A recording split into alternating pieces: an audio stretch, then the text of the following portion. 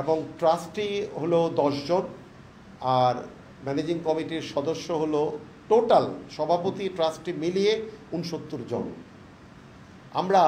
এবং এই 69 জনই কিন্তু নির্বাচিত। আমরা প্রতি মাসে একটা ম্যানেজিং কমিটির আমরা মিটিং করি, যেটার নাম হলো ব্যবস্থাপনা পরিষদ। এছাড়া আমাদের প্রায় 16-17টা কমিটি আছে, যে কমিটিগুলোর মাধ্যমে আমরা বিভিন্ন কাজকর্মগুলো দেখাশোনা করি। তা আমরা যারা আপনাদের সামনে বসে আছি, আমরা কিন্তু কেউ আঞ্জুমানের বেতনভুক্ত কর্মচারী নই, এবং আমাদের আঞ্জুমান থেকে নেওয়ার কোনো সুযোগ নেই। ইভেন কি আজকে আমরা যে সাংবাদিক সম্মেলন করেছি, যতটুকু আমরা আয়োজন করেছি, এটাও কিন্তু আমাদের নিজেদের পয়সা, আঞ্জুমানের পয়সা নয়।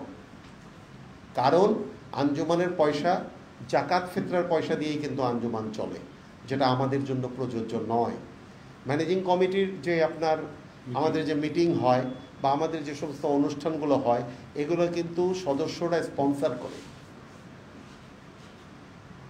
তো আমাদের কমিটিগুলোর যে আছে, প্রত্যেকটা কমিটির চেয়ারম্যান সাধারণত ট্রাস্টিরা হন, আর তার সাথে প্রত্যেক কমিটিতে 5-6 জন করে সদস্য আছেন। ম্যানেজিং কমিটির সদস্যদের থেকে তারা এগুলো পরিচালনা করে।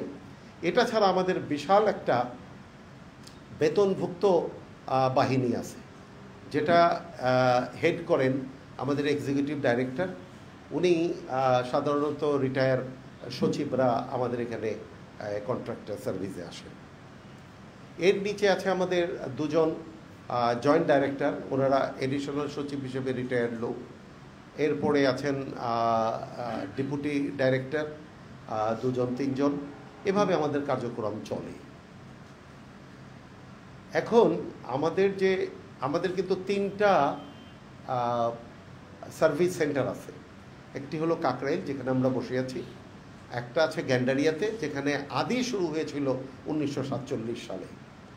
ওখানে আমাদের সার্ভিস সেন্টার আছে, ওখান থেকেও অ্যাম্বুলেন্স সার্ভিস, লাশ দাফনের সেবা দেওয়া হয়। আরেকটি আছে মুগদাতে। এছাড়া সারা বাংলাদেশে আমাদের প্রায় 30টার উপরে জেলা শাখা আছে। ওখানে কিন্তু বেওয়ারিশ লাশ দাফন, অ্যাম্বুলেন্স সার্ভিস, বিভিন্ন স্কুল, এতিমখানা কিন্তু আছে আমাদের। টোটাল আমাদের এতিমখানা প্রায় 21টা সারা বাংলাদেশে। আমরা এগুলো পরিচালনা করি।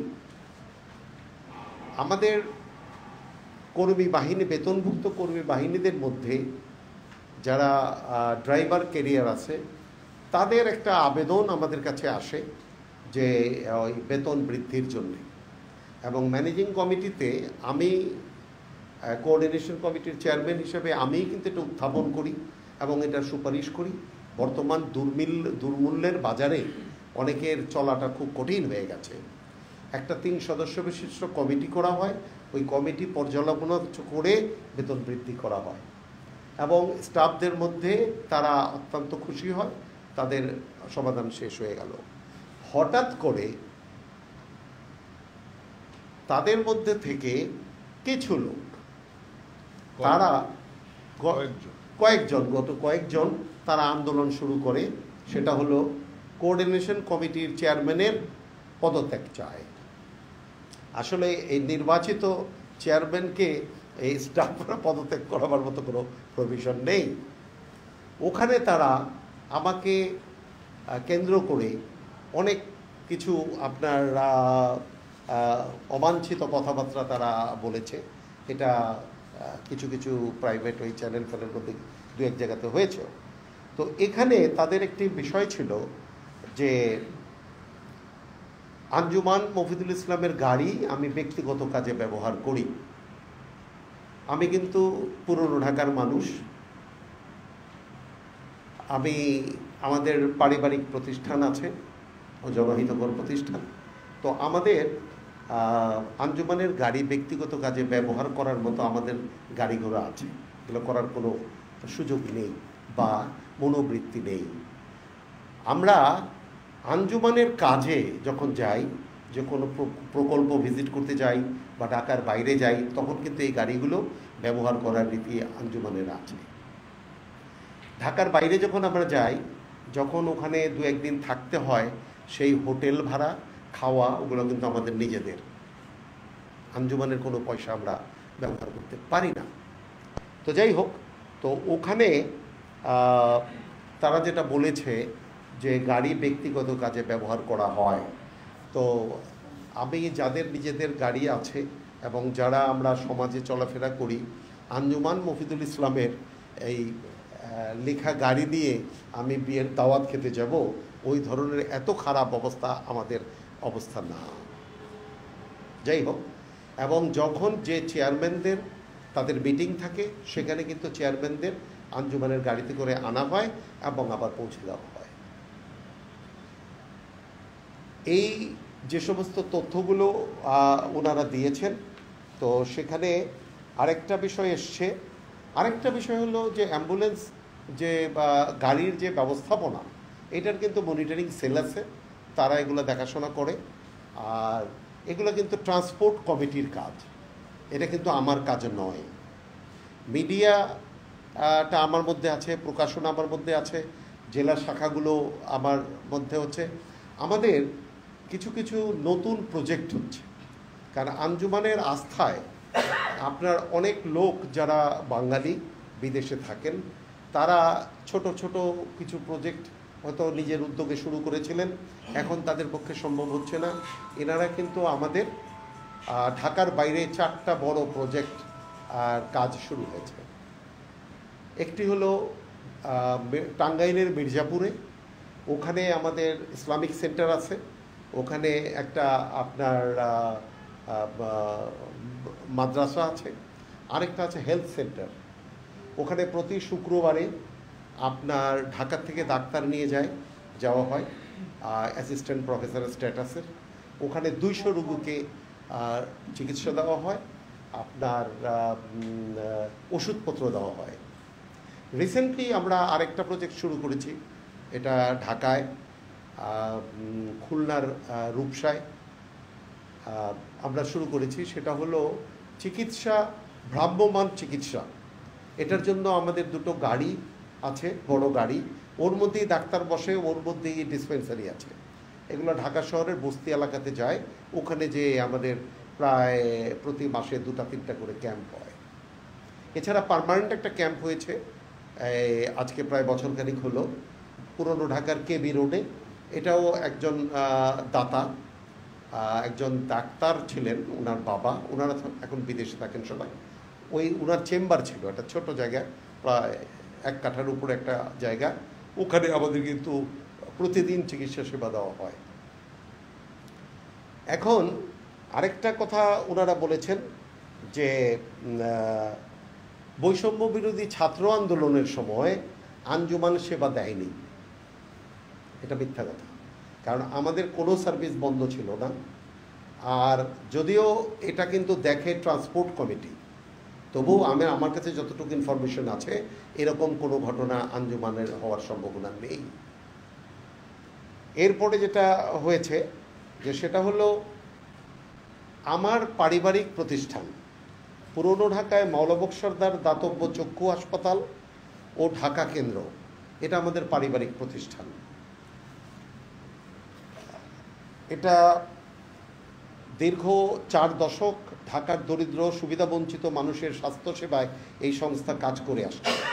মাওলানা সরদার মেমোরিয়াল ট্রাস্ট আমাদের পারিবারিক অর্থায়নে পরিচালিত প্রতিষ্ঠান। এই প্রতিষ্ঠানগুলো পরিচালিত প্রতিষ্ঠান, এর সঙ্গে আঞ্জুমান মফিদুল ইসলামের কোনো সম্পর্ক নেই। আঞ্জুমানের সেবামূলক কার্যক্রম মাওলানা সরদার দাতব্য চক্ষু হাসপাতাল পরিচালিত 2টি ভিন্ন কার্যক্রম। তো এখন আরেকটা তারা বলেছে, এবং এগুলো কিন্তু ওই 4র্থ শ্রেণীর কর্মচারী, কিছু বিপদগামী কর্মচারীরা তারা এগুলো প্রোপাগান্ডা করেছে। ঢাকায় আমাদের প্রতি বছর আমরা শীত বস্ত্র বা ত্রাণের সব যদি হয় আমরা বিতরণ করি, তা আমাদের প্রত্যেকটা জেলা শাখাতে বিতরণ হয়। ইভেন কি আমাদের যারা ম্যানেজিং কমিটির মেম্বার ঢাকার জন্যে, তাদের মাধ্যমে দরিদ্রদের মধ্যে বিতরণ করা হয়। এখন আমাদের যেটা আমার বিরুদ্ধে বলা হয়েছে যে এই কাপড়গুলো আমাদের হাসপাতালের মাধ্যমে বিতরণ করা হয়েছে। বিতরণ করার পয়সা কিন্তু আঞ্জুমান কাউকে দেয় না। এখন আমাদের যে স্টাফ আছে তাদের মাধ্যমে এগুলা লিস্ট আছে, এবং এগুলো কিন্তু রোস্টার কিন্তু আপনার বিতরণেরটা আবার রিলিফ কমিটির কাছে দিতে হয়। রিলিফ কমিটি এগুলা দেখাশোনা করে, সবটা কিন্তু আমার দেখার বিষয় নয়। তারপরে হলো এই যে বিষয়গুলো, এই বিষয়গুলো যারা করেছে তাদের বিরুদ্ধে অনেক অনিয়ম ধরা পড়েছে, এবং এগুলো নিয়েও প্রসেস হয়েছে, অনেকে পানিশমেন্টও হয়েছে, তারা এগুলো যুক্ত হয়েছে। আসলে আঞ্জুমান মুফিদুল ইসলাম এর বাংলা হলো ইসলামিক জনকল্যাণ সংস্থা। এই প্রতিষ্ঠানটি বয়স 120 বছর পেরিয়ে গেছে। তো সেই রকম কোনো দুর্নাম আজ পর্যন্ত হয়নি। এরা যারা এটা দুর্নাম করার চেষ্টা করেছে, এতে কিন্তু আমরা যারা স্বেচ্ছাসেবী আছি, স্বেচ্ছাসেবা দিয়ে থাকি, তাদের মধ্যে অনেকেই কিন্তু বিব্রত হয়েছেন তাদের। তো কথা হলো যে আঞ্জুমানের সেবার সাথে প্রতিটি লোককে আমরা সংযুক্ত করি। যেমন আপনাকে আমি বলি, আঞ্জুমানে কিন্তু 10 টাকা দিয়ে সাহায্য করে বিকাশের মাধ্যমে সারা বাংলাদেশ থেকে। এরকমও গত বছর আমরা কিন্তু 17 লক্ষ টাকা কিন্তু আমরা পেয়েছি। আমাদের আয় কিন্তু জাকাত, ফিতরা, এবং এখন যেটা হবে, যেমন এই বিল্ডিংয়ে কিন্তু আমাদের 2টি ফ্লোর হলো আমাদের নিজস্ব কাজকর্মের জন্য অফিস, বাকি 2টা ফ্লোর আছে। এখানে আপনার দাতার ইচ্ছা অনুযায়ী এখানে একটি টেকনিক্যাল ইঞ্জিনিয়ারিং একটা কলেজ হতে যাচ্ছে, আর বাকিগুলো সব ভাড়া দিয়ে এখানে আপনার এই ব্যয়ভার নিতে হবে। তা আমাদের আগে কিন্তু কোনো পার্মানেন্ট ইনকাম ছিল না। এখন এই বিল্ডিং থেকে যে আয়গুলো হবে, সে আয়গুলো দিয়ে আমাদের একটা ফুটিং হবে। তো আপনাদের কাছে আমাদের নিবেদন এটাই যে আঞ্জুমান মুফিদুল ইসলামকে যারা ভালোবাসেন, যারা আঞ্জুমান মুফিদুল ইসলামকে সাহায্য করেন, তাদের জন্যই আজকে কিন্তু এই জিনিসগুলো আমাদের ক্লিয়ার করার জন্য আমরা আপনাদের কাছে এসেছি, যে ধরনের জন্য ভুল ধারণা যেন না থাকে।